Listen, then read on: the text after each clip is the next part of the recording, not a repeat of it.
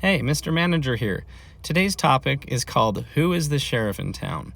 And so, what I mean by that is imagine if you lived in a small town and the sheriff was best friends with somebody who you were having a problem with.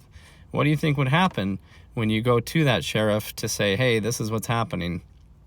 They'll probably back up their friend, right? Well, they shouldn't. But anyway, hopefully you can understand what I'm trying to say here. So, in a business setting, what this refers to is understanding who is above you and what their preferences are. It could be something as simple as maybe a company policy that you want to change or enforce a little differently. And let's just talk about attendance, as that's kind of an easy one. So, if the people above you are very strict on the attendance policy and say there's no way around it, they call in, eventually they won't work here, then you're not going to want to go in trying to convince them that people need, more days to call in sick, or that you might lose good employees for attendance reasons.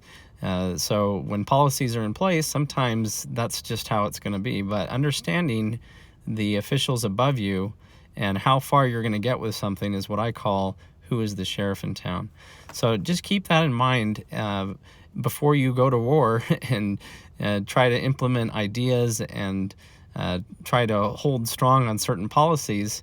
You need to consider what those above you are going to think about it.